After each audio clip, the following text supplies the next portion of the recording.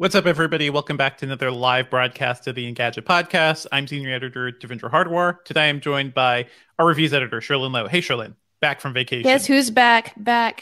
He's back, and we're all excited. Question mark. Whoa. Podcast producer Ben Elman. Hey, Ben. Hi. Hello. Hey, everybody. We're going to be talking about not so fun news this week. It's going to be everything happening at Activision Blizzard.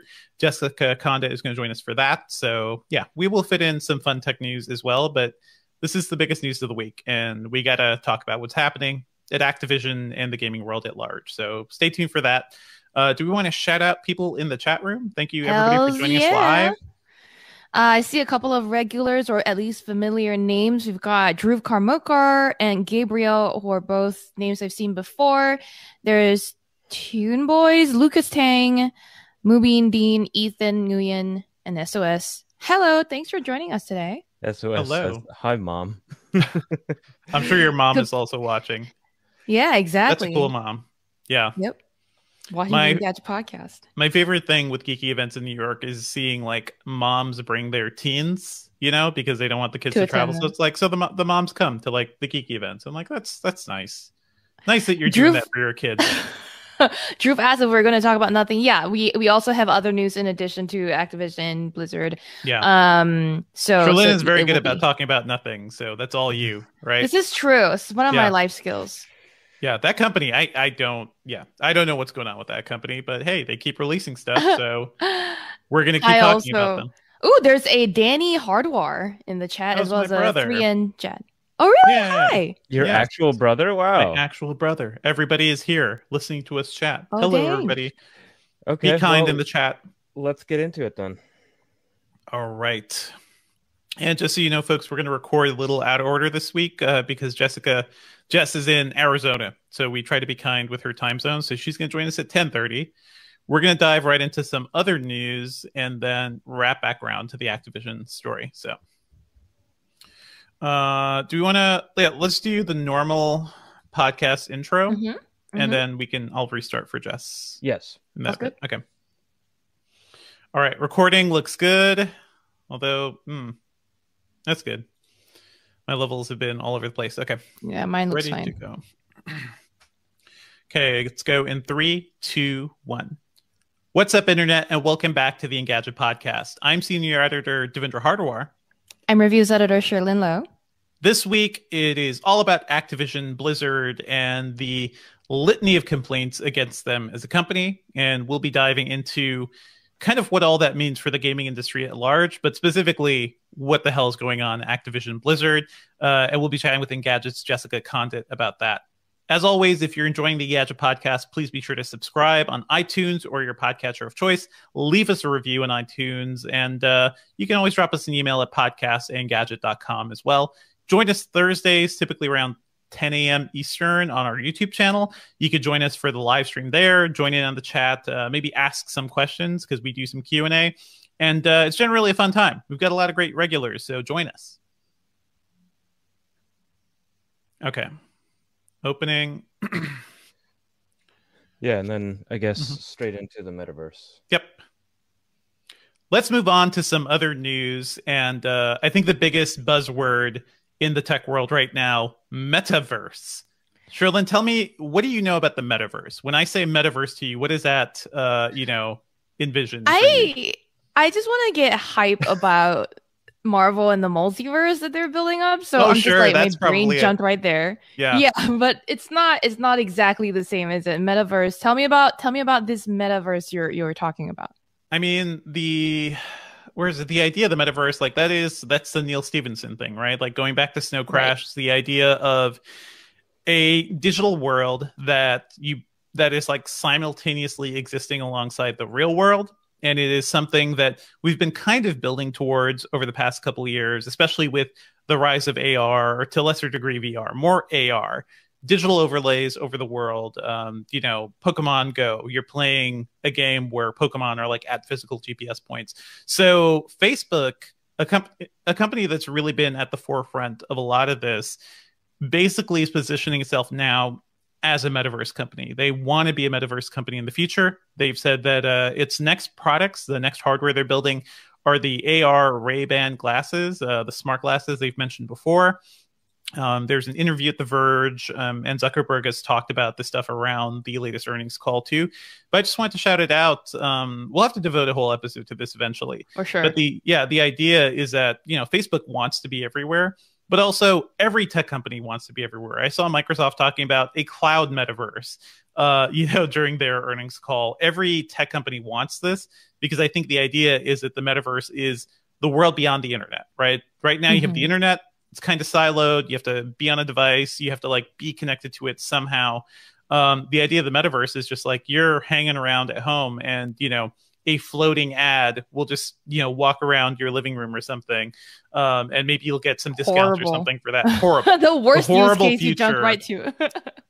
Exactly. So imagine you're Blade Runner, Minority Report, dystopian futures. We're kind of getting there. It's not too surprising because this is what the entire internet economy has been building towards. It's what the ad world has really wanted for a long time. What do you where do you stand on this, Cherlynn? Because you've played with some of the cool connected glasses, the stuff with headphones. You're always connected. You're always online. What does the idea of a metaverse intrigue you or freak you out? I like how you jump right to your frame of reference, or your preferred, I guess, references are Blade Runner and the dystopian ones. Whereas meanwhile, my head went to, and I'm sorry, I know this name should never be uttered on our show, but Ready Player One, where it's it's two That's worlds also and you kind of plug in and out. Also it is dystopian. Yes, but it's not like Blade Runner gritty. Well, it's kind of gritty. Anyway, I mean, my brain. Let's not start this, Cherlynn. How dare you? My brain went to San Junipero, that episode on Black Mirror, and also the idea of a digital afterlife as well, after the metaverse, right? So not just the world, like you said, beyond the internet, but the world inside the internet, bringing the outside and the inside together. It's going to kind of combine like that. And I do think hey, we're hearing about, Silicon Valley types and billionaires. They're really interested in life extension technologies and science right now. And part of it will probably be, sure. I know you're just pulling the best, all the worst science fiction sci-fi. But yeah, these companies, people want to preserve themselves digitally. There was a great story, I forget where it was, but about the guy who basically created an AI of his fiance who had died 5 years ago, and he chats with her, which is both heartbreaking, but also feels like a world we're headed towards. There's a lot to say here. I feel like Samsung is going to really lean into the metaverse eventually, right? They're ready to hop on every single trend they can find. I tend to agree with you, and I think the devices for these worlds are going to get we're going to see it leap really quickly. I think in the next, I don't know, 5 to 10 years. Are we ready for this? Yeah, I don't know. With Facebook saying that we're the Oculus Rift is great, but we're talking AR glasses, so but not Microsoft you probably won't even need to wear anything. Right. That's crazy. The thing. Yeah. So holographics, things that exist in your physical environment, things are always connected. There will be no separation between the offline and the online. Isn't Google Starlight also sort of similar in that that sort of holographic display call thing? So no, we're seeing this is a trend, definitely. Sure. Well, speaking of Samsung, I know you were very excited about the latest S Pen. Question mark. I'm not very excited. Stop mischaracterizing. You love it. You love Samsung. I do not love Samsung. I do know that our audience cares about Samsung. So this week, the company published a blog post by the president of its electronics division, or the mobile division, Tienro, who basically gave away the goods, more or less. He's this August 11th, which is when Unpacked is going to be held next, at 10 a.m. Eastern, by the way. We will be showing off the third generation of the Galaxy Z series foldables. And then he also confirmed that there will be no new Note flagship. Yes. But he also, And then he also said an S Pen is coming for foldables. An S Pen that was specifically designed for foldable screens is coming. So will it also be people- foldable? Like how? What's the what is an S Pen? Why does it have to be specifically designed for foldable Yeah. screen? Yeah. So this is a popular feature or widely requested feature, an S Pen or a stylus for a foldable screen. In the past, the S Pen, the stylus was not could not be used on existing Samsung foldables because the screen is too soft, prone to damage. So like dragging a nib across that display might damage it, right? So now it's, got an S Pen that can work on these displays. So either the screen is hardier or the pen is softer or something else. You know what I mean? Think, and so we have to wait to see. What do you think, Devindra? What were you about to say? No, I think it'll probably be a softer pen, right? Because the physical materials for Samsung, like I can't imagine they would somehow within a year be able to do like stronger glass that's also foldable. That's something we're going to get towards eventually. My question for you is, you review so many of these Samsung things, Cherlynn. Do you actually use the S Pen? You've lived with Samsung devices. Oh, yeah. Is it real? Yeah. Is the love real for the S Pen? The love for the S Pen in the Note line is real. Yeah. And that's why like you buy a Note. Yeah. Yeah, exactly. That's like the distinguishing factor, the hallmark of the Note series. It is great for navigating a bigger screen, just as a basic. It's not, obviously the main uses are for like if you sketch a lot, if you're a digital artist that likes to draw on their phone. But also if you're a note taker, you like the feel of just the act of writing rather than pen and paper. This is a great way to do it. I like using it to sign all the NDAs that I have to sign all the time. So we have apps for that. I just like drag my finger across the touchscreen, and that's a signature. Sure, I think it's a my generation thing, and you and I are in the same-ish generation. I don't know if people... You're in the younger cohorts. The one I despise, basically. Yeah. Wow. I'm not a geriatric millennial. Let's just put it that way. You're approaching that, so don't worry. It's going to come for you too.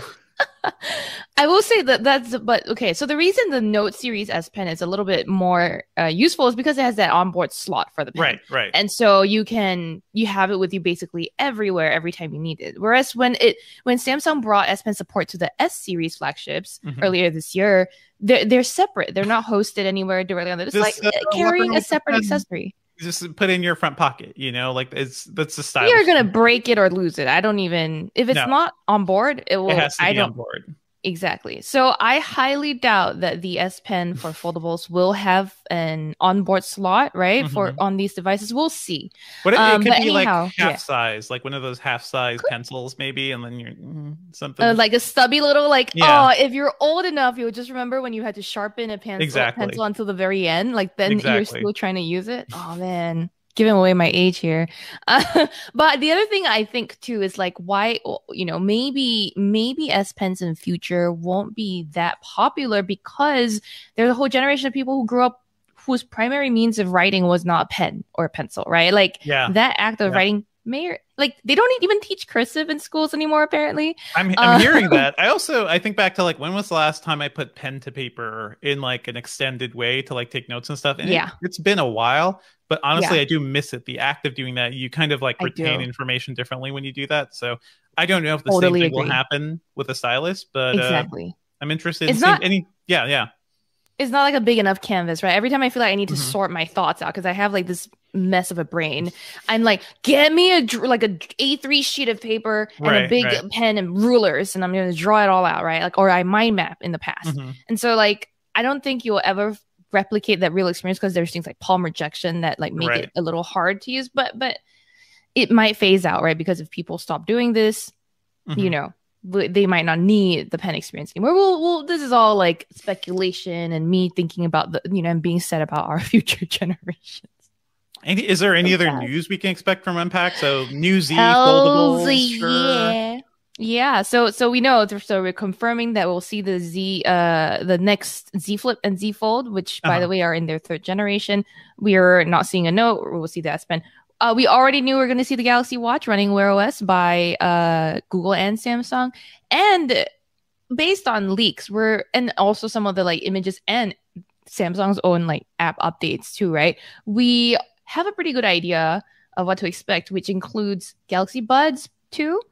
And all of this will be detailed in an upcoming What to Expect at Galaxy Unpacked post that I'm working on. So we'll get to that soon. But yeah, that's a lot of gadgets to show. Oh man, I'm going to be on vacation, so enjoy. Have fun with that. It's all going to be sure will. I sure won't be dying. So you and everybody else here. I'm going to be far away from all this stuff. Let's move on to something else. Intel announced some really confusing, complex news this week. They basically updated their roadmap for their chip architecture. So bear with me here.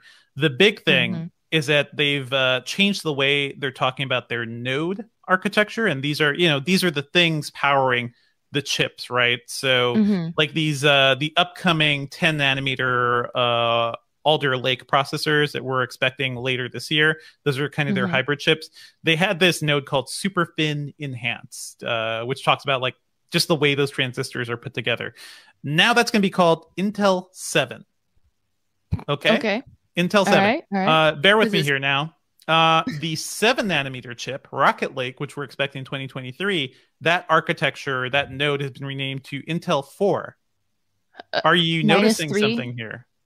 Intel 4 does not match up. It's a different number, right? It's a different number than the size, the transistor size of the architecture, which is kind of a cheeky way for Intel to be like, hey guys, we're catching up to AMD and TSMC and everybody. Like we are definitely reducing our fabrication processes. Look at these numbers. They're smaller. They're smaller. So this is like a hand wavy marketing thing I think they're doing, and most consumers won't even notice this. But I do think it's funny because right now we do talk about like Intel being behind AMD and everybody when it comes to how like the size of the transistors they're manufacturing. Smaller chips, typically more efficient. You can typically get more power out of those. Intel has been really struggling. Their 10 nanometer chips, like they have them in mobile. They're going to get more powerful ones on desktop this year, but their 7 nanometer chips were supposed to come out this year, have been delayed to 2023. So this is kind of a way for them to like rejigger. We're doing okay, guys. I think what is interesting though, they did talk about going to a world beyond 1 nanometer. So chips smaller than 1 nanometer. Okay. What is the name for that? Angstrom. So now we're talking how do you spell that? ANGSTROM. Now, so those are sub-nanometer sizes for transistors. Intel's talking about basically being able to print that and design that by 2024 and have that in the market by 2025 with their upcoming architectures. So basically they're saying, we're struggling to catch up, everybody. We will reach parity by 2024 or 2025. And also by that point, jump ahead of the competition by new angstrom. They're calling it the angstrom era of computing, but new smaller transistor designs. This is all super nerdy and not like the stuff that consumers really pay attention to. But this does give us a sense of like what to expect from Intel's upcoming chips.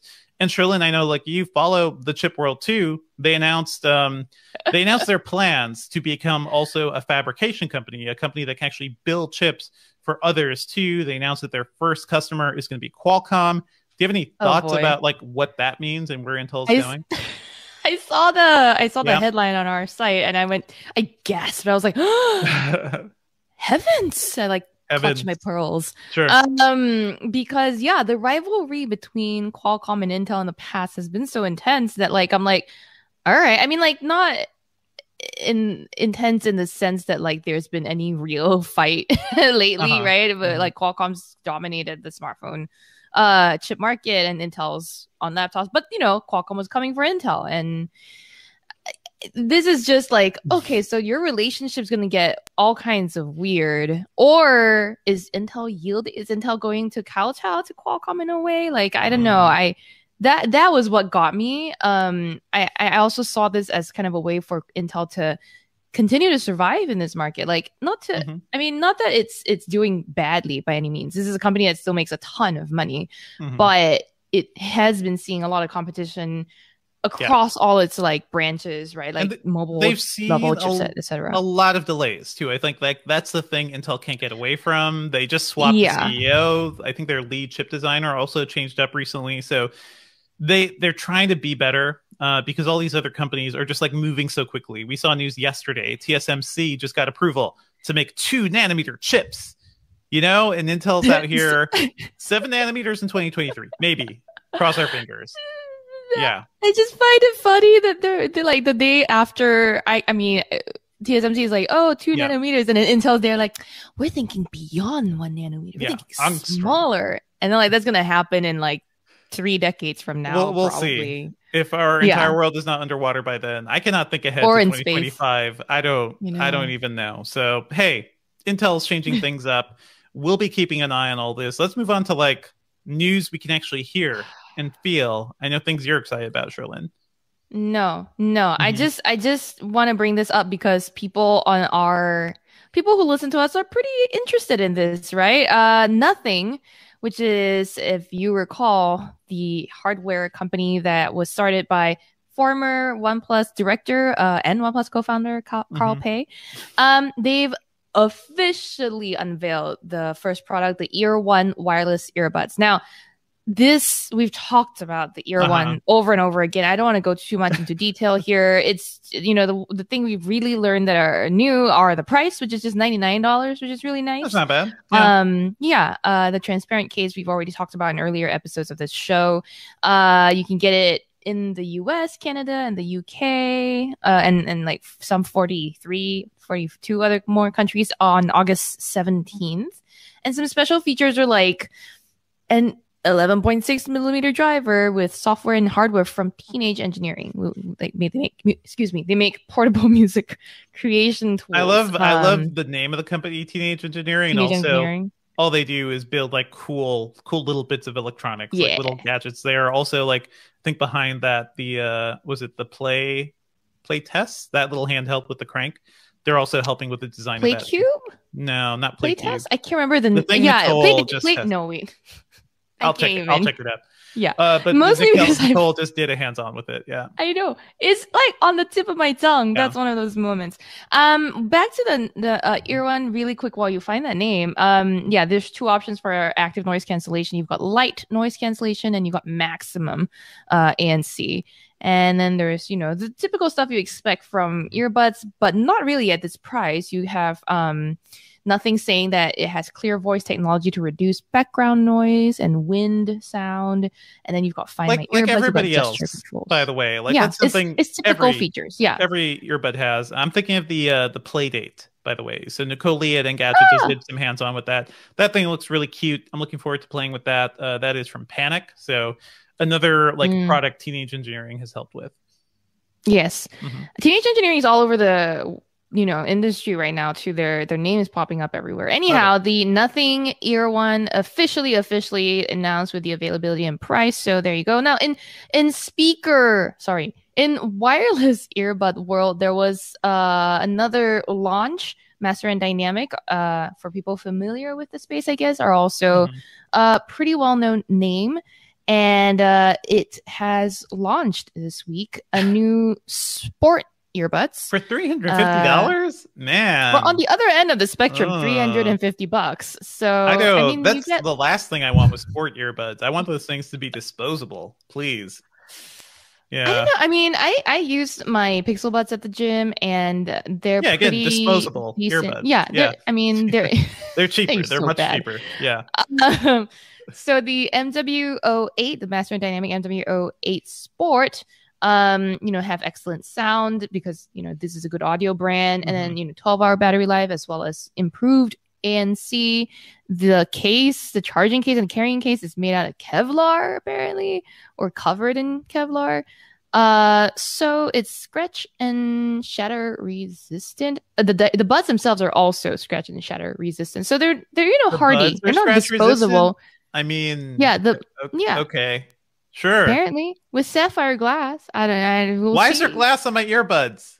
On active exercise earbuds, I feel like there's a problem. They're not supposed to fall out of your ears. The only time my buds have fallen out of my hands or ears Mhm. really lately is like when I was trying to get into an Uber and it fell under the tire. I was like, holy crap. Oh, It survived. It didn't it break actually survived. 'cause They didn't yeah. like they didn't back up or anything. That is Thank goodness. the ultimate nightmare with any wireless earbuds is that I think before when you dropped your earbuds or your headphones, like they just plop straight down, right? And you find the Yeah. cable and you just find it. Yeah. Now, if you drop your wireless earbud case, they explode and they go all over the Yeah. place. Yeah. That happened to me once on an airport check-in line. I was like, oh, this is great and inconvenient. But And yeah. thankfully, people were around me were able to like grab it. But Aw. it's like a weird, 2021, 2020 problem we're dealing with now where these things are more convenient, but also so much more inconvenient in other ways. It's just kind of funny. Yeah. We'll have Yeah. to see. I mean, new technology comes with new problems, right? So we'll see, man. Are we actually gaining enough for that? I don't know. Let's talk about something We'll see. fun. And I know that you really want to talk about something sweet. I mean, yeah, something sweet is that this has taken the internet by storm. Krispy Kreme is making Xbox donuts, Xbox branded donuts, and even better, they're official. I guess they paid Microsoft some licensing money. Whatever. So hey, for those of you who need, I almost wonder if Microsoft paid them to like, hey, let's get the brand out there. Money everywhere. changed hands. We don't know which direction. Yeah. Maybe bi-direction. Maybe anyway. For those who are curious, this is like a round donut without the hole in the middle. It's got the green X. It's got a green X. I think it's matcha cream on the top, and then powdered sugar. In filling that so-called background of the X. So not. I mean, it looks really good. I don't know. I'm gonna look at the flavors right now just to get the details. Matcha would be good. Yeah, when we started talking about this is where I came out with my stunning admission that I think Krispy Kreme donuts are overrated. But hey, come at me, internet. I'll fight you. Yeah, look, a donut is a donut. They're qualities. There are tiers of donut quality, but also like I think all the what's chains, your top level? Top level is like one of those like crazy artisanal, like, the hipster places where they just make $5 donuts, and anywhere selling a good maple bacon. Dough. Yeah. Dough is good. But like a good maple bacon donut, like just like a meal that will be both your breakfast and lunch, in donut form. I do think all the chains have kind of fallen off. I grew up in the East Coast, so Dunkin' Donuts was our thing. They used to make their donuts fresh, like at the actual restaurant, and they don't do that anymore. Now they get them shipped from some sort of like central bakery. So no matter what you get at Dunkin' Donuts, it always tastes like half baked basically and half old. I think Krispy Kreme at their best, if you get them fresh, sure. They're good. It's too much sugar, right? The flavor there is overwhelming sugar, not like anything else for me. Yeah, I mean, for me, like I'll say this again: a donut is a donut. It's fried dough and sugar. I will eat, and but well, I also know that you're like one of the characters in Spirited Away, Sherlyn, where you will just like gobble gobble gobble. Like, hey, we've had dinner. Like it's yeah, I get it. Sometimes you just want to eat everything on the table because it's how you feel. Yeah. Oh no, anything sweet, just put it in my face. Anyway, but I agree with you. We're devolving into like donut talk right now, but Donut Factory and Dough in New York area are both up there. Really, really good artisanal donuts. I agree with you that the big chains in terms like in shooting for efficiency definitely there's sometimes no sacrifice authenticity in donut chains anymore. What's going on with this country? I don't even know. That. The Xbox donuts are called the Nexus level donuts. I believe they're available in the UK and Ireland. Not sure if it's in the US just yet. It just says coming soon Xbox UK on the Krispy Kreme UK site, right? So if over here in America we're lucky enough, we might get them. But they're available from August 2nd to 22nd in those areas. So lucky you get to stuff a big green X into your face if you're in those areas. Everything that we've wanted. Amazing. Exactly. All right. Hello, Jess. Thank you for joining us. Welcome to the live stream. And we wanted to like save a bit of news too, the Netflix gaming thing too. that we could chat about. Maybe we'll move that towards the end of like after the Activision stuff, so we can like introduce you, have that chat, and then we'll move on to other news. Okay. Yeah, Is that yeah. good, Ben? I was thinking, Where does it fit in? Yeah. Well, yeah, I was thinking about like how we would do that in the chronology, and the Yeah. chronology would be better to do, like, yes, Blizzard's at the end of Blizzard stuff, because Yep. that would be going into other news. Yep. So Okay. I will just do that. I was thinking like we could just do it at the end of this, but then it's hard to like say No, like where Jess came reintroduce from. Jess. Yeah. Right. You can, Yeah. you All can right. bring it at the end I'd of have to move it Activision. around to the position that we would be recording in anyway. So, It's all Jess, good. you have a donut tattoo? Is that what you were showing? Oh yeah, ice cream donut. Oh yes, tart, yes. and there's a donut, and it's an ice cream. Yum. That's cool. I love the Um, glasses. I mean, like gaming and donuts. You guys were talking about my jam. That's basically Gaming and You're a donuts. jam. I'm sorry you didn't get a chance to like chime in on that. Jess, do you have a microphone, or are you on your earbuds here? So I have my snowball, but it's a little far away. It's like over here. That sounds Um, yeah. It would be So- better to like pull in as much as Get you that can. Maybe closer. like, can you put the snowball, like, do you have Yeah, some right up there. ropes or Right up something? there. Yep. That's good. Throw it. Woo! How about that, baby? Jeez! Oh my God! Oh no. Oh no. Oh my god. Oh, This geez. reminds Okay. me I also have to Recording a send podcast you live is so glamorous. hello everybody. Jess does have the coolest chair, and I think the I love chair the is not hot keyboard. pink. Yeah, I like the jacket. Keyboard looks you got great. going on there. Yeah. So this is my Hotline Miami jacket. Yes. This is Those a limited colors look edition familiar. neon Looks version. great. Yeah. It's fantastic. It has the chicken on the inside rooster. And yeah, Cool, cool. it's a good stuff. Thank you. All right, And so I just- hope that sounds a little better. It sounds better. You've recorded locally for us too when you come Yes, on, right? I Set have that. already started that Okay. recording, so it's Okay. gonna hear all of that messing around. Sorry All about fine. that. That's all for Ben. fine. Yeah, It's that's all fine. like Yeah, candy I for can- Ben. Yeah, I can cut that out. Okay, However, live stream. since it is Yes. like the middle of the summer, especially in Arizona, if you have anything going in the background, like like loud AC conditioning? or a fan or something, could you? I imagine Sorry, that Jess. your place probably has central air or something, so it's probably Yeah. not that loud. I don't have a fan going. My laptop is chugging right now. I don't know Yeah. why, but I'm gonna close everything I can. Well, yeah, I Um, mean, laptop chugging is unavoidable. Well, like laptop fan. Yeah. Yeah. Well, Yeah, it's just my fan, but otherwise it's just central air, Cool. which is not that loud. So Cool. Okay, yeah. Yep. While we get you situated, just quickly addressing the chat for a moment.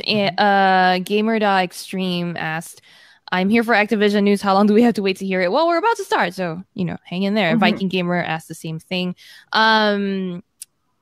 Hi to, I guess, George Martin, ACBC, and Darren Johnson. One of our audience members, Raj Kumar, asked, "Where is Mark?" I was just about to say the same thing. Where is Mark? And then Mark has started replying, "Hi to Mark Dell, Mark is our doing his regular actual viewer." job, but also Yeah, Yeah. Mark love it. has to work. But Raj Kumar also hi back to you. And yeah, we're about there. So hang in there, everyone. Cool. All right, are you good to go, Jess? I think so. Yeah. As long as I Yeah, sound so all if right, you're, I think I'm set. You sound I've good. closed everything I can. Okay, thank you. Bringing the mic closer is really the thing you could do, but this is a reminder. We'll get you a good mic too.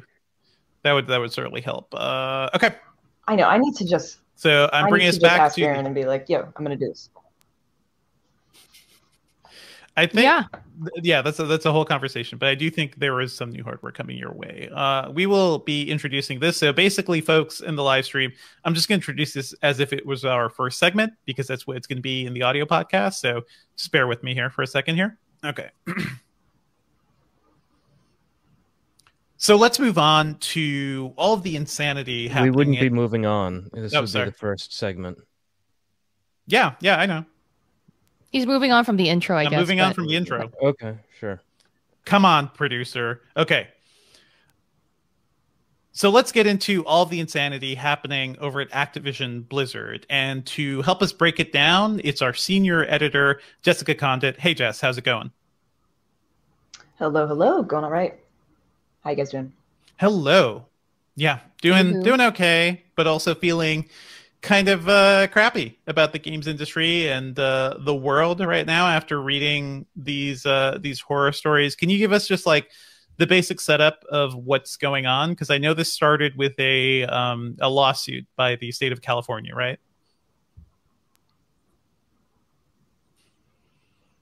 Exactly. So And I think I we just hope have you a I very hope you can long hear me. delay, so we'll we just have give you a time to lag, respond. yeah. Yeah, it's okay. I'll give you time to respond, Jess, and we'll just like deal a live stream. Just like we'll have a We little can bit of cut time. it, Yeah. yeah, cut out the gaps in the Okay, audio. okay, Yep. cool. But Gotcha, go ahead, gotcha. Jess. All right. So this is a story we've heard in the gaming industry, right?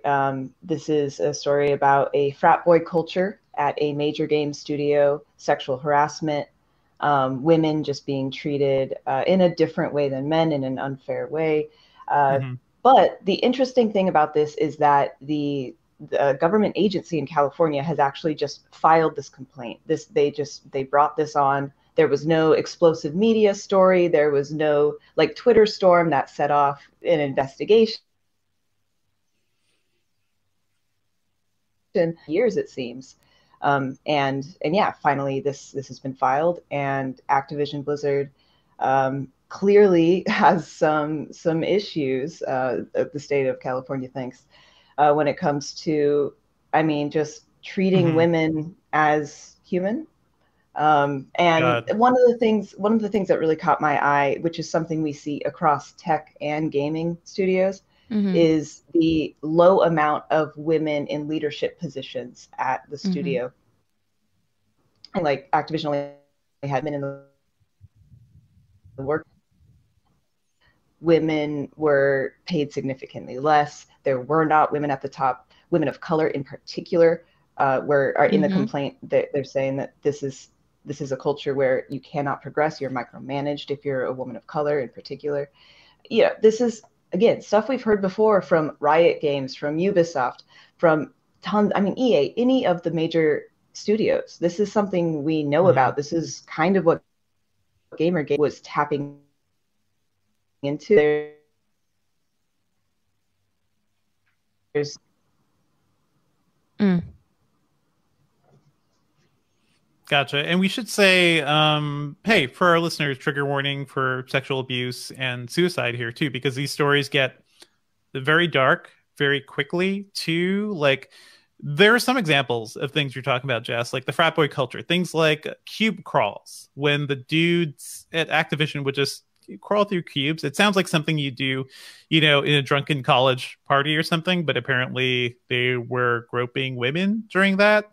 A lot of cases where alcohol was just like freely available at like every single event, which is something I think the gaming industry and the tech industry as a whole, like you don't have to, everything doesn't have to sit around just drinking, folks. Like there's so much more to the world.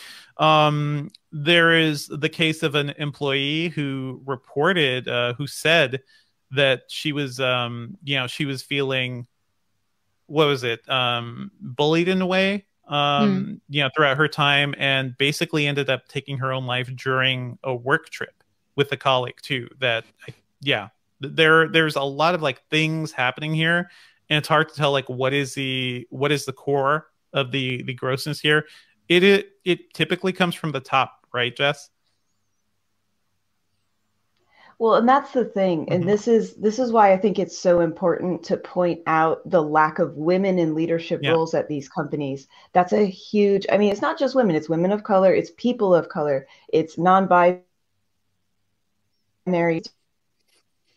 different. Oh, and you know, it's interesting. As I even say that, um, I I I think about the response to Gamergate. I think about being called a social Yep. justice Hmm. warrior. I think about the vitriol that I personally experienced as a journalist Mm-hmm. during Gamergate, as a Mm-hmm. woman in journalism, in video game journalism during Gamergate. So like even talking about these things is still scary for me, for people in development. I think that this is clearly something that we never fully reckoned with as an industry.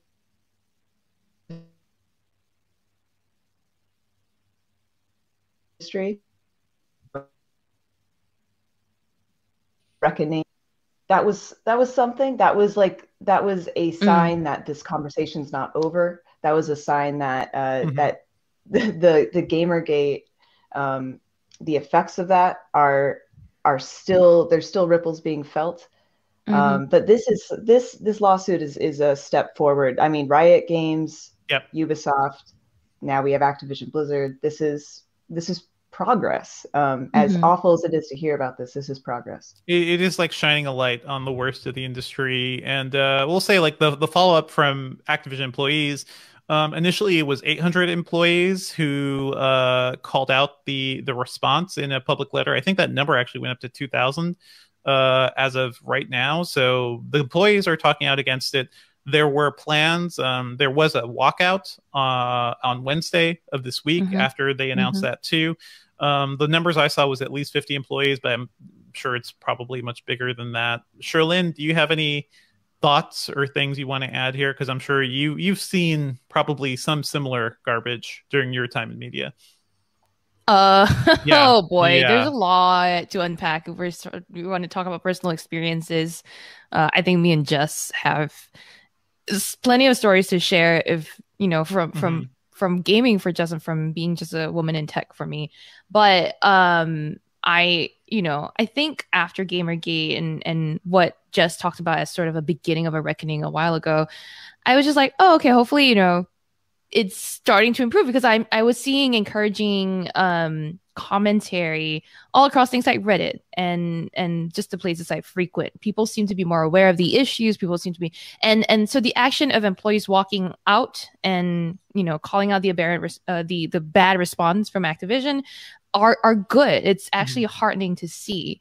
It's no longer an immediate like doxing and swatting of whoever reported on the story, which I feel like is an improvement, because in the past I was afraid to even get close to the word Gamergate. I didn't even want to touch that. And I was already a tech reporter then. And I was like, no way in hell am I commenting on this, because they will come for me. I don't have the guts to do something like that at that time. I was just a baby reporter. So it's good to feel like there is more support for people suffering from situations like this. But yeah, no, this is a familiar story, like Jess said, right? Like we've heard it. I've been in workplaces that have had individuals who behave like this, who thought they could get away with it. But I was lucky enough to have a supportive team that was made up of a diverse group of people that all stood up for each other. They were like, no, dude, this doesn't fly. And of course, the perpetrator was a white dude. But, it's like, come on, why is this still happening? And it sounds like it's such a deeply integrated level at Activision. Yeah, it sounds like also people assume like, oh, HR will help you, right? But we've talked about this before. HR definitely just exists to protect the company from being sued.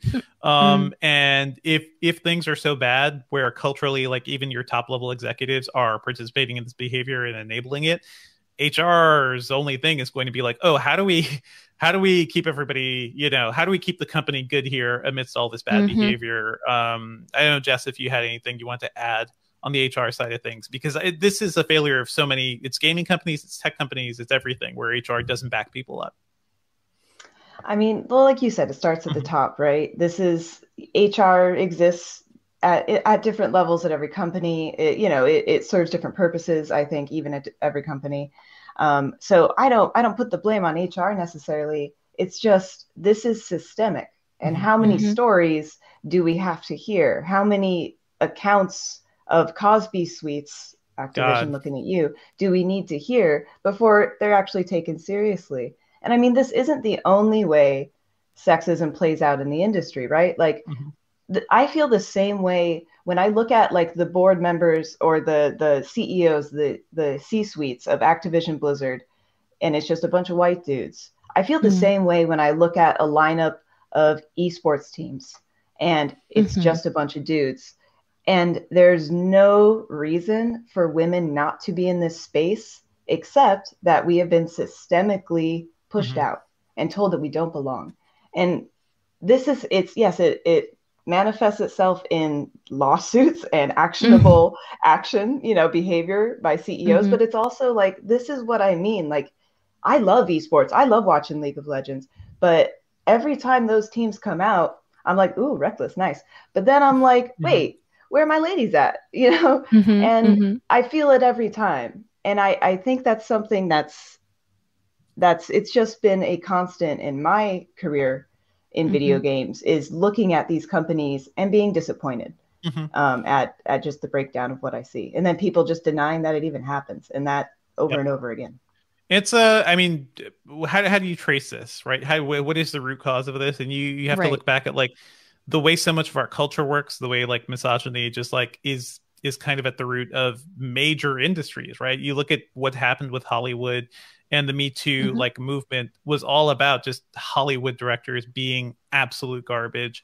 But even like, yeah, that has been a thing since I think basically the beginning of Hollywood, but also music. You look at like how most bands treated their fans and their groupies and other people in the 70s. I love Led Zeppelin, but they were not great to people, you know, things like that. That has been like the pervading attitude. Like, culture is cool. You're working somewhere cool. You could do whatever you want, right? Because you're a lord of the culture in a way. Yeah, I don't know if there's anything else you want to add to this, Jess. Like, we've seen walkouts before. We've seen walkouts from Riot and other folks, but did that lead to anything? Like, was there any effective change after that? Well, that's an interesting question. I mean, as we saw, even this year, Riot was internally investigating one of its C-suite employees or people for sexual assault and harassment, and they found that they did nothing wrong. But this is still happening. This is an evolving story. I do think that this is progress. I think that everything we're seeing this is all a step in the right direction. And I like, as we're talking, I'm like looking at my screen, and I have D.Va on my from Overwatch on my on my computer. That wasn't placed there. That's just my background. I play a lot of Overwatch. I really like, as much as I talk crap about Activision Blizzard, I do, because they're a huge corporation with a ton of influence in this industry. So we have to hold them accountable. I play Blizzard games more than any other. So like, you know, we can criticize, we can recognize the flaws in the things we love. And this is how we make it better. It'll only get better from here. I think we absolutely should. Go ahead, sure.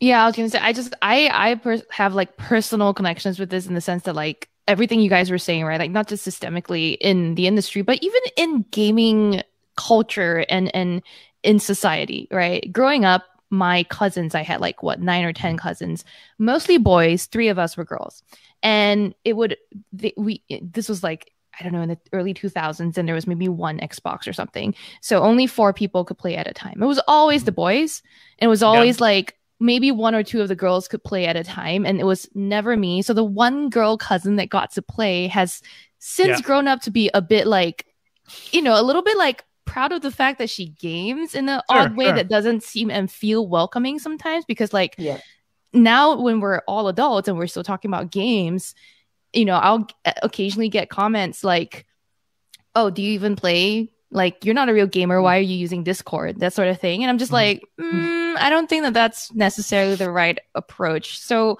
the reason I share this is just to be like, I think for our listeners and our audience, just think about your perspectives when it comes to, you know, people you see in games and in gaming, in online circles, right? Like, are you bringing in any of your own biases? Are you like immediately assuming that this, you know, username is feminine, they must play at a different skill level, that sort of thing? Like, just try to check those assumptions, because it's how you start making a more fundamental change in this community, I think. Absolutely. One thing I want to shout out, I don't know, this is almost kind of like a tangent, but I feel like it's all kind of directly related. I've been watching the Woodstock 99 documentary on HBO Max, and I was a teenager when that was happening. You know, like, I was like, oh man, this cool concert with like a ton of bands I love. I wish I wanted more than anything in the world to like drive up to upstate New York and participate in that. That event was a disaster in a way. And it was, if you look at the documentary now, like, things I didn't realize, like sexual assaults and rapes and violence and random groping was just like a common thing there. And it is weird how like that one event too seems like, oh, that was like a tipping point in a way, like the post Fight Club dude in the 90s who was just like, I feel like the world is just not good enough for me right now. So I have all this rage, and that was kind of like the vibe with a lot of music back then too. Anyway, check out that documentary. I think it'll be revealing to a lot of you guys about our culture and kind of like the roots of all these feelings. But yeah, Jess, anything else you want to mention around this news, or things we can like look forward to as we're following the story? Because it's going to be ongoing for a while. Yeah, I think this is going to take quite a while to play out fully. I mean, we saw the Riot suit took probably 2 years to fully kind of come to any kind of conclusion. So I would say year, 2 years. But I'm actually working on a video for YouTube for our channel, just kind of summarizing what's going on with Activision and how this fits into the context of gaming history. So yeah, stay tuned for that. Absolutely. Thank you so much, Jess. And, we're going to move on to some other news here, but I think while we have you, there was some news that popped up last week that I wanted to dive in with you. It is Netflix's gaming plans. So we've heard like a couple different stories around this. Netflix kind of said like, hey, we're gonna like, consider gaming in certain ways. And then they like said, we're going to start with mobile. What do you think? Like, just what are your thoughts on that? Like, is this going to be like mobile games within the Netflix app? Is it going to be streaming games? Do you think that's even a smart thing for Netflix to get into right now? I think it's going to be straight up just apps on your phone. Yeah. This is Netflix is already doing this. They have a few different, mobile games, and mobile is where the money is. That's where most of the devices are. There are billions of mobile devices in the world. You can target them. So yeah, it absolutely makes sense for them to build out in their own studios or just freelance out to other studios to build some mobile games for their properties. I mean, this is something that's just going to become more and more common with literally everything. Games are the new, I think, norm when it comes to like entertainment mediums. Absolutely. And I also feel like, hey, we've been talking a lot about game streaming here, right? So like xCloud stuff with Game Pass and, Google Stadia, all that stuff. Game streaming is just feeding video to your device. It's just video, on a feed. And it seems like that's something Netflix has a lot of experience with too. Like, do you think they're in a good position to be like, hey, we can start making big budget games right now that anybody can play on their phone or TV or something? Like, nothing is really stopping them from doing that, right? That's so funny. When you say that, I get like flashbacks to OnLive and Gaikai and all this stuff. These companies that really, really tried and wanted to do that and thought they could. So the only thing that's been missing to make this work is the network, the infrastructure. And that's exactly what Microsoft is building out right now. Yeah. 5G. Yes. Yeah, absolutely. No, seriously. I just heard that. So now that that's a thing, you're right. Netflix knows how to stream. Streaming games is very different than streaming media. Because you're syncing up controls. Yeah. Input, yeah. But I mean, we're getting there, and yeah, now's the time. Now's the time to start looking at it, especially for Netflix. I feel like we saw the beginnings of this with Netflix trialing things like Bandersnatch, right? Their Choose Your Own Adventure shows, where they have an input method that they're testing, and they want to see how quickly they can react to user input, maybe midstream. I don't know, but I hope that that's not the only style of interaction and game that we will see from Netflix. There's a lot of potential here, right? Like when I interviewed Hironobu Sakaguchi, the creator of Final Fantasy, for his new mobile game that's on Apple Arcade, Fantasian, he did bring up this idea of like, oh man, wouldn't it be cool if like there was a streaming like series that directly responded to the way people watched it, or like user input in a way. Like he was thinking like, basically a show that would act kind of like a game, like a reality show you actually had immediate input in, which we've kind of seen on some cable and stuff, but Netflix has the opportunity to like really do some cool narrative things here. So looking forward to it. Seems cool. That, to me, that just sounds like Twitch. Yeah. Just watch Twitch, people. Just watch you Twitch. Can talk to them. They'll read it. They'll be like, hey, what's up? Let's go start our own Twitch channel, Jess. Oh, we would. Don't spill your plans. We so would. We would. We bring the Xbox donuts and just all kinds of fun stuff. Oh man, I'm gonna fill a hot tub full of plants and just sit in it. Sorry, that's I a know different, we need to different have like a streaming hot service. tub. I don't understand the hot tub thing, but that is a whole other conversation. Thank you so much, Jess. I have thoughts. Yeah, Okay. so many thoughts. Where come can back we and talk about find- them. Yeah, where can we find your work on the internet these days? Right. I'm on Twitter at Jess Condit, Conditt, and then Instagram, Jess L Condit. That's where I am.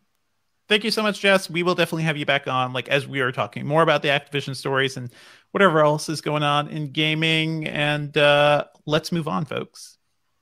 Bye.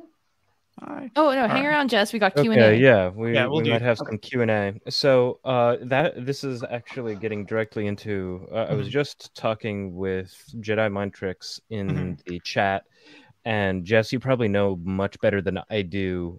Actually, no, it wasn't Jedi Mind Tricks. It was Gabriel. Anyway, they asked, like, are there any gaming developers who are doing better about this now?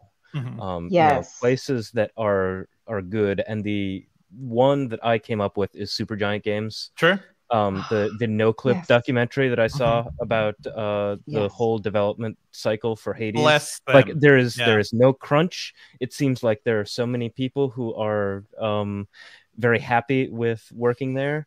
And so I said that I would sob if anything came out about the environment at Supergiant Games, because that means that they like just kept it so under wraps. But it seems like that's not the case. It seems like Supergiant is a lovely place. So what other places should we be looking toward?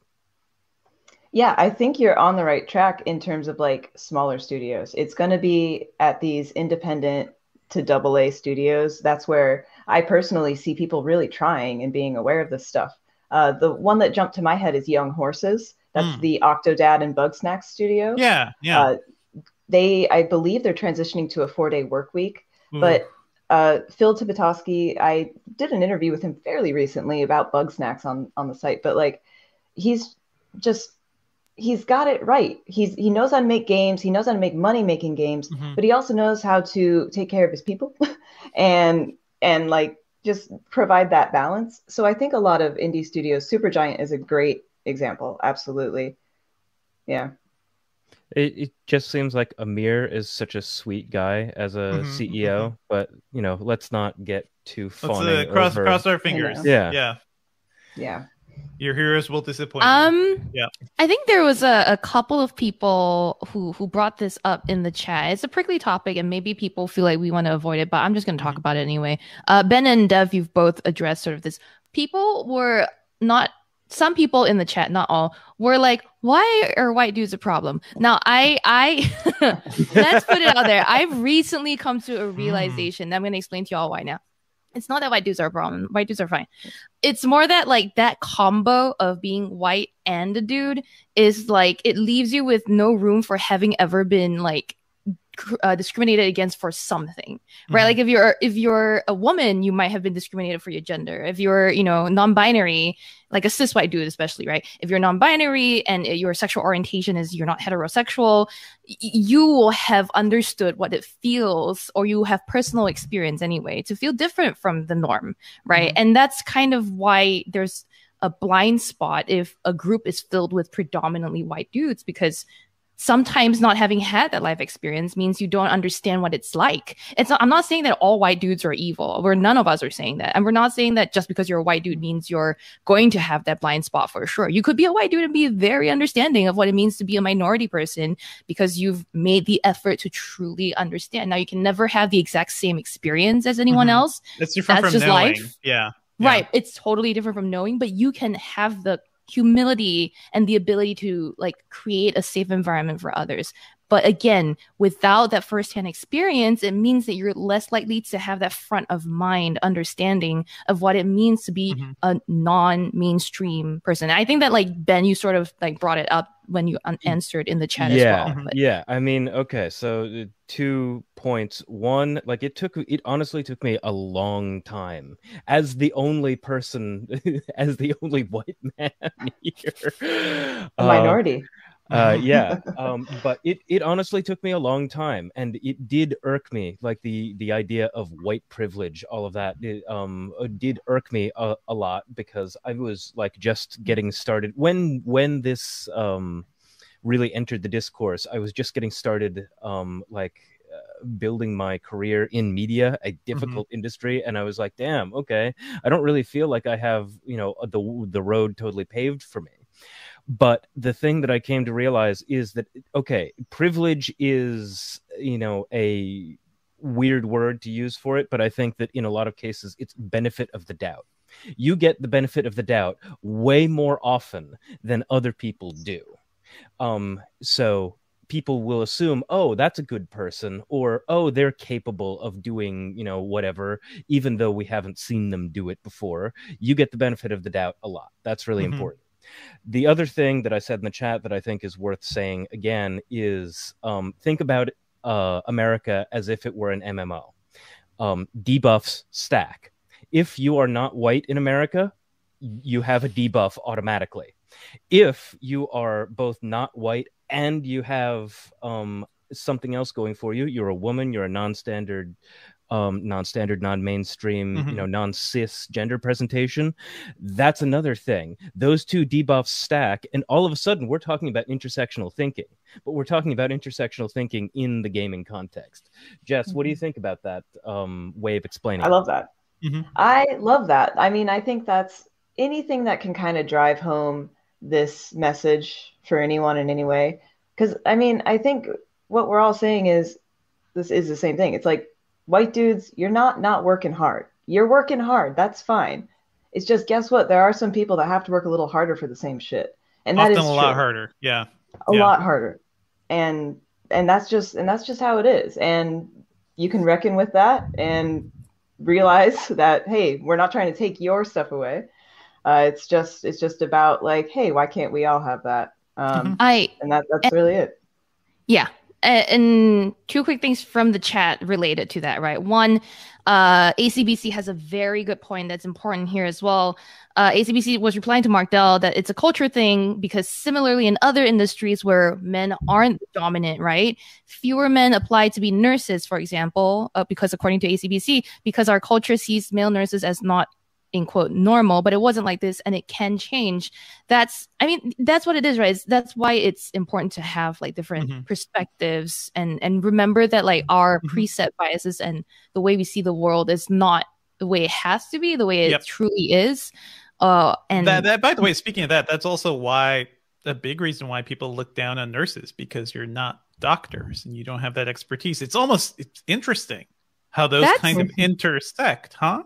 That's funny. Yeah, that's a good point. Even though they're doing a lot of the same work as doctors, but yeah, that is basically what we're talking about. I'll tell you this, like I have to check my own assumptions at the door. I have a lot of like preconceived notions about certain occupations as well. Like every time I hop into a cab in the past, it was always like, oh, a woman driver? What? Or like I'd be shocked. I'd be like, hey sir, and then like, oh no, it's actually a woman. Or like, yeah, I had that preconceived notion that nurses tend to be women as well. So I'm usually kind of surprised when I hear about a nurse who's not a woman. So that's a good point that ACBC brings up. And then the other thing that a person from the chat, Jiming Chung, said was that you would like to see more accessibility in gaming. 100%, another very overlooked and underrepresented community in all aspects of our life, not just in gaming. But you know, that's something we talk about a lot here. Yeah, we've talked a bit in production meetings about wanting to get someone from Able Gamers on. I'd really like to talk with someone from Able Gamers. I'll put you in touch with Steve. Oh, nice. Yeah, he's the best. Absolutely. We have an interview with him on Engadget. Steven Spawn, the CEO, COO. Yeah. That's cool. Let me see. There's more Q&A. Yeah, because we still have more to go. Soon. There's definitely a lot of folks in the comments who are just not getting it. Where one thing which I find really funny is that somebody's saying the white dudes created the industry that we're all criticizing. LOL. To not forget that the video game cartridge itself was created by a black man. I wrote up that story at Engadget. Nope, nobody remembers that. Yeah, but just because, if you're dominant and most influential, like Hedy Lamarr, just go look her up. Hedy Lamarr. If you're the dominant force, then all of a sudden you're the one making things. That doesn't mean other people have not contributed. Yeah, that doesn't mean you can't be criticized. Yeah, basically every industry has its own hidden figures that are never going to get a movie. Yep, because it wasn't part of the space race. It's happening now. It was happening then. It'll keep happening. Hopefully it'll get better. Yeah. Yep. Look up stories around Jerry Lawson, the engineer who basically made swappable game cartridges a thing. Because before then, you had to buy a box, and it was like the Pong box. And Pong was in there, and you couldn't change it. That seems kind of bad. Anyway, anything else we want to add, folks? I want to give you some time back, Jess. I know you're preparing for some big news happening today as well. Oh, yeah. Today is the Annapurna showcase. So we have some stories coming, people. Oh, boy. Be prepared. I'm actually looking forward to that. I really like Donut County. Yep. Yes, Annapurna does some amazing stuff. So, and their new slate is looking good. So stay tuned. Stay tuned. And I don't know. Not too many problems with them yet, right? I don't know. There's is Annapurna. Everyone I've talked to is great so far. Yeah. Annapurna is the one co-founded by the Sun Microsystem. His daughter. I'm not sure. Right? Is that Annapurna or A24? I keep forgetting. Yeah. Isn't that the same company? Is it the same lot? I thought. I don't know. Maybe those names always kept getting me confused. Yeah. That's the one founded by Megan Ellison, and her dad's not a great guy, but also a billionaire. So that is kind of how this is how it trickles down, though, folks. All billionaires are bad people. That's a whole other episode. But we've definitely started that with our space race conversation. Yeah. God. Okay, I'm just not going to look at the comments for the rest of this episode. Thank you, folks. Yeah, the question of whether or not anyone actually makes $1 billion is always a big thing. Without killing 20 people? Hey, folks, we paid for Jeffrey Bezos to go to space. He told us he did. And he thanked us. Yeah. Yeah. Anyway. All right. I'll let you go, Jess. Please send your audio to Ben, and we will move on with the rest of the fun stuff. All right. Bye, guys. Bye. Thanks for joining us. Thank you. All right. We are going to flip around. Where are we? Okay. Working on. All right. You good, Sherlyn? I sure am. Okay. And we'll probably be done by 11:30ish. So we'll try to squeeze in some time for Q&A, folks.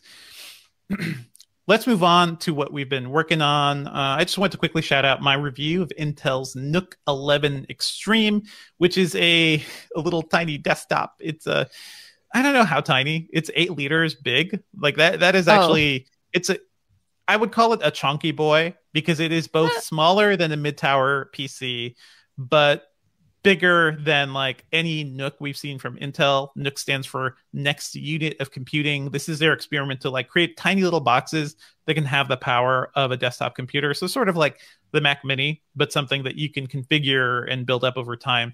These Extreme ones, I reviewed the NUC 9 Extreme last year. That was like a 5-liter box. It could fit a 8-inch GPU, like an actual graphics card. And it also had these things called compute elements, which are removable cards that have built-in CPU. So the idea is that if you buy one of these over time, pop out that card, pop in a new CPU, you could just keep going. Like it's supposed to be like a modular PC design, where there are small form factor PCs already. Mini iTex is a thing, but those things are a nightmare because it involves installing a CPU and all the little hardware in tiny little cases. And it's already hard enough in a full-sized or even a mid-tower desktop.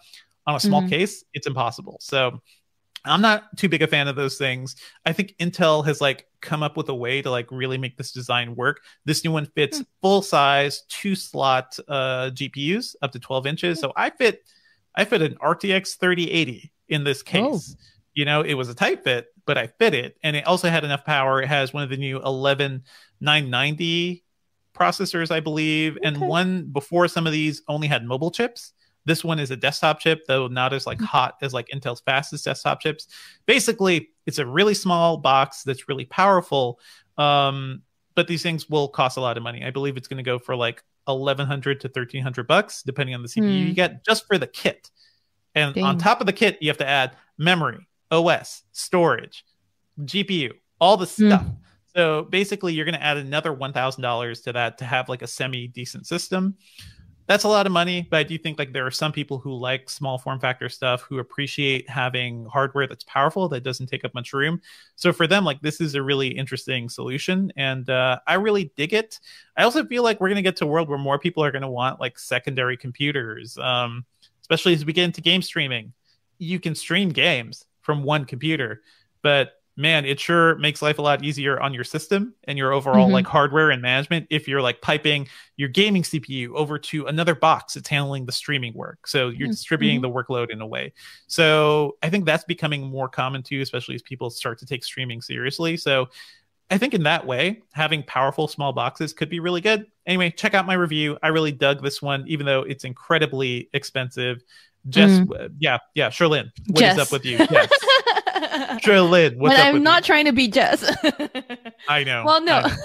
when you said chunkster just now, I was thinking I want to come up with a scale of how chunky a thing is. So if something is really a chunkster, a big chunkster, we call it a chunkster, right? If it's just if it's a medium chunkster, we call it a honkster. A big and then boy. if it's a medium little thing, we call it a honkster. And then if it's a teeny, it's still a chunky boy, but it's a smaller chunky boy. We call it an honkster. It's small. Small. S-M-O-L. The small is a whole other thing. On the scale of chunk, we got honk, or chunk. You know what I mean? Anyway, I see. Let's codify this, please. What are you working on? When I'm not coming up with great new lingo, I working on a ton of secrets. Y'all don't even know. This one I am super hype about. You'll hear about it very soon. But like by the next time you hear us talk, you will know what I'm talking about. Okay. I am very excited. And then of course we know Samsung Galaxy Unpacked is happening on August 11th, so there's usually a lot of prep work leading up to that in the weeks before that. So there's that as well. And I'm trying to remember if there's anything else. Oh, and I'm reviewing some interesting fitness gadgets. So stay tuned. There's a lot of stuff, but I'm also catching up from break, so thankfully not immediately swamped with work. Oh man, I'm glad you took a break. I'm going to be out for 2 weeks, so good luck, suckers. Woo. Good luck with all of this. I'm just going to walk away. You're picking it right. I did tell you early August. Be careful what you're talking about. I mean, yeah, for you, it's really Samsung has ruined everything, because normally nobody really does anything in early August, and Samsung's here like, oh, here's an empty slot for us to like dump more news into that nobody will actually care about. Anyway, enjoy, Sherlyn. Enjoy. Thank you.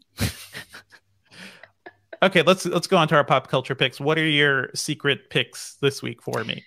The first one isn't really a pick. It's kind of a dud. In the sense that like I'm not sure if you'll approve. I have two. The first one, I'm so bad at remembering the names of things that I tell people that I'm gonna put. So I'm looking for it. Bear with me a second here. Where the hell is that? Clearly very memorable for sure, Lynn. Thank you. Okay, so I wanted to watch like Southeast Asian films and be like recommending, and I've been seeing the trailer for Ghost Lab on Netflix show up a lot. Yeah. This is a Thai movie about a pair of doctors who set out to prove the existence of ghosts, scientifically prove the existence of ghosts, because they had like an encounter in the hospital. Now look, I had a really fun. This is up your alley. Ride. Yeah. This is very up my alley. I hadn't seen a Thai horror film in ever since Shudder, so it's really long. Shudder was good. And so and they do get in a dig at Shudder, by the way, in this film. They're like, Shudder? What Shudder? There's almost like a dig like that. But so I really enjoyed the first 2/3 of this show, where like they are mixing genres a little bit. It almost feels like comedy, horror, but also, sometimes adventure romp kind of a thing. And then towards the end, it gets melodramatic. And I've seen a review describe it as a soap opera, where it does get quite soapy. And I think that's where it kind of struggles. But otherwise, the first 2/3, I was like, I'm going to recommend this for the Engadget podcast. And then all the reviews told me no. So that's why I'm saying it's kind of a dud. But if you enjoy, like it. So yeah, I personally liked it. I think that it's been a while since I'd seen a Thai film that's like, this much fun for me anyway. I've seen a lot of other Thai horror films actually, but they just kind of weren't so memorable. This one was great. The acting was good. The ideas and the concepts they put forth, it was a very different kind of horror movie. Let's just put it that way. Not scary all the way through. I haven't seen like a Thai horror movie in a while too. It feels like a lot more stuff is happening in Indonesia right now, where there's so many great action movies, like and things coming out of there. Anyway, anything else, Sherlyn? So that was my first one, Mhm. and then like, of course, I can't remember my second one either. Your plan is you need to write these down. Put it on a post. I write them down, but I can't find the chat in which I've written them down. now. It's under your face. Look on the screen. Blood red sky. Julio, cue Blood me. red sky. Blood red sky. Well, thank Go. you. Blood Red Sky. So I decided to recommend you guys something that was better reviewed. Okay, Blood Red Sky I've also seen during my break, and as you can tell, I watch a lot of horror suspense films. Blood Red Sky is also very interesting, like different movie. So this is a woman who's traveling with her son by airplane, and she appears to have some kind of disease. Spoiler alert, she's a vampire. Other spoiler alert, the plane that they're on, it gets hijacked by people who say they're not terrorists, but they basically are. And Did they just make vampires on a plane, basically. Yeah, more or Vampires less, and but hijackers on a plane. Okay. very fun because like they, Okay. they attack this woman. They're like Mhm. they attacked everyone on the plane, right? And then they're like, sit in your seats, and then whatever. And then it's just so fun as like the dramatic irony where like she's a boss ass vampire that could take their blood, right? But then they're like, yeah, sit in your seat, B word. And then like she's like Is So it's a like- flight the smartest thing for a vampire to do? Like, don't people like open up windows when the sun comes up and stuff? Like, it seems like not a safe. apparently environment. this was an Yeah. overnight flight that was flying against the sun or something like A true red eye. Yeah. yeah, one of those. And then she hid in the cargo hold or something. I don't know. There's all kinds of there's a lot of action. It's a very interesting movie. Now I struggled to like again near the end, but this movie was very. It stars Dominic Purcell as one of the hijackers. I know him from Prison Break. He also and played a vampire in Blade Trinity and helped to ruin Ooh. that movie. So he played like He's Dracula also- himself in Blade Trinity. Yeah. Oh boy, he was Yeah. also in. Isn't that DC show? What's that one called? He's in the one with the Prison Break guy too. Yes, his Prison exactly. Break Wentworth bro. Miller and him. They're baddies in. They were Legends in the of Flash, but then- Tomorrow. and then Yeah. Legends of Tomorrow. There you go. But anyhow, it stars him, and the movie's like in half in German and in English as Mhm. well. The woman, I can't remember offhand her name, which is actually really bad of me. I just remember the one guy that I know. But enjoyable, very different type of a horror Mhm. movie again. So if you're looking for those, Yeah. here are two. Keep your mind open about them, but they're fun ones. Yeah. I feel like Blood Red Sky may be the easier because it's not a series, right? It's just a movie, so you're in and Oh you're no, out. Ghost Lab is a movie too. Oh, Ghost Lab is It's a movie. just a straight movie. Yeah. Gotcha. That's cool. I like bringing up Dominic Purcell because every time I remember that guy's face, he's a very square face. The guy looks like a loaf of bread, but he's also like very Oh. intense too. He's hilarious. I love him. Yeah. I want to shout out a couple of things. Season 2 of Ted Lasso has Hells started airing. yeah. It is very good. I did want to So warn good. people. I think the first episode is a little dour. It is about like people Really? dealing with like their insecurities. I know some people were like, oh, did the show lose it? Because I won't spoil what happens in the very first episode, but it starts with something Right. that is a little controversial to a lot of people. But I do think Yeah. I've seen ahead a bit, and I will say, don't worry, this season's very good. Don't worry I at all. haven't seen ahead, but I still like this season premiere. I still liked it because it in true Ted Lasso fashion, everyone picks themselves up, right? And Yep. there's the episode wraps nicely, so Mhm. I enjoyed it still. I think it's good, and it's still a smart show that really is good about Yeah. getting its characters, like interrogating its characters, questioning why they feel the way they feel, having them Yes. solve problems maturely, like goddamn adults. Yes. It is a rare thing to see on television, and I also appreciate that this season really starts to call Ted Lasso out on his shit too. Yeah. It's like, what are you doing here with all of this? Like, what is this Yes. attitude? What are you covering up here? I'm very interested in seeing where that's going. It's also really funny, and for people who are fans of Roy, the like grumpy, love Roy Kent. Yep. love Roy Kent.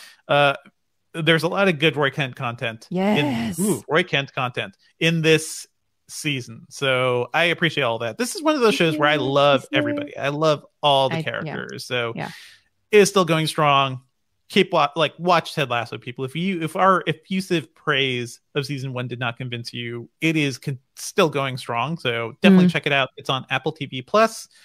I also want to quickly shout out Old, the new movie from M. Night Shyamalan, a director who I both love and hate. I grew up really loving his movies and like appreciating him as an artist because there were practically no Indian American directors in the 90s, and even till now, not really many. But also his movies were like, I grew up with The Sixth Sense and Unbreakable, and I thought he was a master early on. Not Signs? Then, and Signs is good, but I think you start to see like, oh, his fall from grace with the end of Signs and The Village and everything that happened. I think a lot of people, he is such an intriguing creator to me because he's had this fall from grace. He kind of picked himself back up. He's self-financing these small movies like The Visit and Split and Glass, which also kind of broke my heart. But hey, he did something really cool with Split that I will. That's why I go to a Shyamalan movie.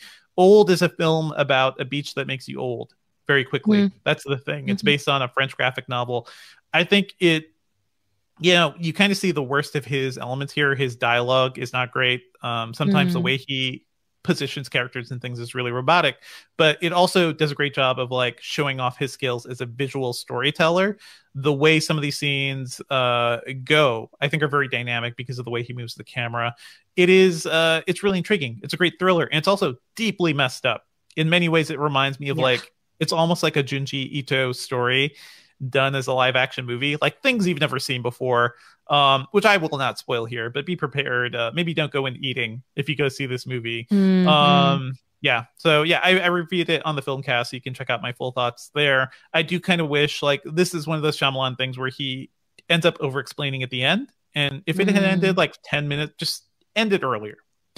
You don't have to explain everything. You don't have to put yourself in the middle of it. I think it would actually be stronger. So I'm still rooting for this guy. I hope he like learns to trust his audience eventually. He's also doing the Apple TV Plus show Servant, which is also deeply messed up, and I think fun to watch. So yeah, I'm still following Shyamalan. No jokes about twists, please. That's why I've been checking out. I think you can wrap us, Sherlyn. All right. Ben, you got a clean enough cut? Let me just say that's what I've been watching. How about that? Okay. And that's what I've been watching. Okay. All right, let's go for the outro. Okay. Well, that's it for the episode this week, everyone. Thank you as always for listening. Our theme music is by game composer Dale North. Our outro music is by our very own Terrence O'Brien. The podcast is produced by Ben Elman. You can find Devindra online at Devindra on Twitter, and I podcast about movies and TV at the Filmcast podcast at thefilmcast.com. If you can figure out a way to send virtual massages, please hit me up. I don't know what you're asking for now. Like, wait, I'm looking for like relaxation. What are you asking I guess for that just there? got creepy. Anyway, don't send Sherlyn anything, please. If you can send a virtual hug on Twitter, I'm at Sherlyn Lowe. Email us your thoughts and feedback at podcast@engadget.com. Leave us a review on iTunes and subscribe on anything that gets podcasts, including Spotify.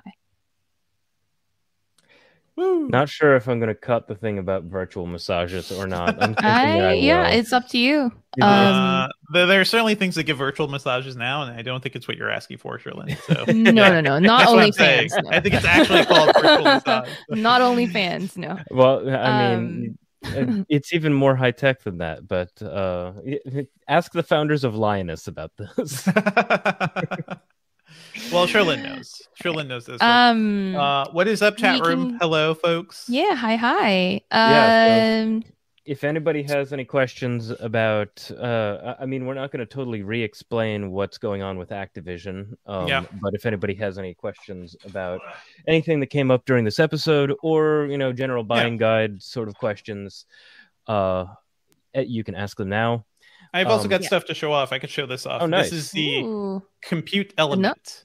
This is the Nook compute element. So this has an 11th gen processor, but it also is that the chunky boy you were talking about? Well, this is the thing that plugs into the chunky boy, and the chunky boy. This is the onk that goes into the chunk. Yeah, exactly. But this has like all the ports and stuff, and the processor in here. So it's a cool idea. I like this idea because guys, it's really hard to install CPUs. It's really nerve-wracking. It is one of the most like difficult things I do whenever I'm putting together a PC, and I don't like it. So I know other people have no problem with it. So that's just me. Any news on the Pixel 5a? People are asking, Sherlyn. A lot of Drew Carmoka has asked a bunch of times about the Pixel 5a. We haven't had any official news yet. I can't say much else. Jedi Mind Trick on You also asked about the Pixel 6, saying that it will be the most interesting, and you're ready to see what's up with Whitechapel. Again, not much I can say on that front. Jiming Chong, by the way, said you would like to learn more about accessibility stuff. Yeah, I have covered a bunch of that fairly recently. Before I went on vacation, we published a story about music software maker Arturia. Well, they make instruments too, but how they brought in accessibility features for the visually impaired into their products. So that's my latest report on that. You can take a look on Engadget.com. But Jimmy Chung also asked if a few things. Do I like Japanese movies, cartoons, or Chinese movies? And you wondered if I can speak a bit Chinese. Yeah, I do like Chinese movies. One of my favorites is Feng Sheng, which is, I've mentioned on this show before, really, really good. And Drew Carmoka agrees with you. And I think all of us, by the way, that Split is good. Split is really good. Split is good. And that ending, I just wanted to, there are a few moments in my life where I just want to get up and clap and shout, "What a twist!" at the screen. Which would have got me kicked out of the Alamo Drafthouse, but certainly at the end of Split, that was one of those moments. Yeah, and then it's set up for the relatively disappointing follow-up movie. So there are things I liked about Glass, but there are probably more things I didn't like. Yeah. Let's see. I think people were just agreeing and talking about M. Night Shyamalan. When you were talking about him too, so that's a good point. And then people who are asking about Activision, you can kind of go back, rewind on the timeline. Yep, the whole thing to, let's say, 45 minutes into the stream or so. You should be able to find the stuff about Activision. Jess is also going to have a video, she's doing a wrap-up story, so keep an eye out for that on our YouTube channel. It'll be on the site soon too. So despite all that stuff that we were saying about Jeffrey Preston Bezos, I did, the last time that I mentioned that the Jabra Elite 75T earbuds were $100, I didn't end up getting them. I was a little slow. I had stuff to do, but the price dropped again recently, just at the end of last week. The 90s are going to be coming soon. Yeah, that's good. That's good. Enjoy. So the Jabra Jedi Mind Trick on You. Thanks for the virtual hug that you already sent on Twitter. The Jabra 75Ts, by the way, the big hook there is they're inexpensive and they get the active noise cancellation. So they got it in the software update. So it's not configurable like an AirPods Pro, but it's cheap and they sound really good. So okay, but that's a good question. Do these? I've heard of that these have firmware updates. So. Do you think they're going to come with the firmware update, or am I going to need to just activate them, download the app, and then see if there's a firmware update? When you buy any new gadgets, folks, check for the updates. The updates are always good. Generally, the best thing to do. I think there's no new question. I think we're going to get ready to wrap. Cool. So before we do that, I'm going to just do a round of shout-outs again. Thanks for joining us. I see Josh Sakdeva joined said hello just a little bit ago. D-Man joined us as well. Thanks as always for being part of our community. Shout out to people who've been active all day. ACBC, Drew Carmoka, I think Raj was there too, and then some other names I'm seeing: Jiming Chung, Solidus, Machine Board with an O, Jaime Avalos, Jedi Mind Trick on You, like I said earlier, John St. Pierre, Gabriel was here early, and as always, Mark Dell, our regular. Now, if you get to Mark Dell level, you're a chunk Engadget fan, you know what I mean? D-Man level. And then you're Gabriel, you're kind of a honk level right now. Engadget fan. You know what? I can't. We need visual, we need a chart for committing to the bit, because committing to the bit I'm committing to it. I need care. you to draw a diagram of chunk level. I will. We'll bring it next time. I'm tearing up for some reason, but And Gonzalo Costa is also here. Say so hi, C Archer. Thank you all for participating. We appreciate it, even if sometimes it is a rough conversation. So here you go. It is, but we got to have these conversations, folks. Thank you for joining us. True facts. Okay, so thanks to hi our to video Ron team. Barbaza. Mm. Sorry, last one. Yeah, we're coming to a close. Thanks to our video team, which is led by Kyle Mock with Owen Davidoff. Nope, not Owen Davidoff right now, but led by Kyle Mock with Julio Barrientos and Luke Brooks. But it's powered by everyone in the chat. You guys are the ones who make it fun. And if you stuck around this long, leave us a rating on iTunes. It seems so silly, but it matters so much. Please. So a 1-sentence review. It all helps. Yeah, a 1-sentence review and 5 stars, please. This is a chunk of a podcast. It's a good chunk. Yeah.